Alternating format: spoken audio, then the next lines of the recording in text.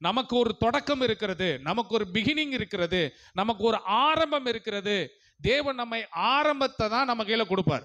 எந்த ஒரு வேதத்தில் எந்த ஒரு மனிதனை எடுத்துக்கொண்டாலும், முற்பிதாக்களை எடுத்துக்கொண்டாலும், அவர்கள் எடுத்த உடனே ஆசீர்வாதத்தை கொடுக்கவில்லை, ஒரு ஆரம்பத்தை அவர்களுக்கு கொடுக்கிறார். அப்போ நம்முடைய வாழ்க்கையில ஒன்றை நீங்கள் புரிந்து கொள்ள வேண்டும்.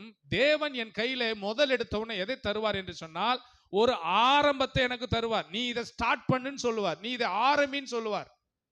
நான் அதை கையில் எடுத்து அதை நான் ஆரம்பிப்பதற்கு, அதை ஸ்டார்ட் பண்றதுக்கு நான் ஆயத்தமாக இருக்க வேண்டும் என்கிற விதையை நம்ம கையில் ஆண்டவர் கொடுக்க விரும்புகிறார். பிகினிங் ரொம்ப முக்கியம். பிசாசு சில நேரங்களில் நம்மளை அடையாளம் தெரியாமல் அழிக்க நினைப்பான். பிசாசு நினைப்பான். சில நேரங்களில் மனிதர்களும் அப்படின்னு அடையாளம் தெரியாம உன்னை அழிச்சிருவேன் அப்படின்னு சொல்லுவாங்க. எப்படி சொல்லுவாங்க? ஆளே அடையாளமே தெரியாதுடா அப்படி சொல்லுவாங்க. ஆனா நம்ம ஆண்டவர் சொல்லுவார், உன்னை நான் அடையாளம் தெரியாம ஆசீர்வதிப்பேன்னு சொல்லுவார். அவன் உன்னை உரு தெரியாம அழிக்க நினைப்பான். நம்மளை ஆண்டவர் ஆசீர்வதிப்பான்னா, நம்ம அடையாளமே தெரியாம அந்த அளவுக்கு ஆசீர்வதி நம்மளை பார்க்கலாம் கேட்பாங்க, இது யாரு? ஆளை அடையாளமே தெரியலையப்பா,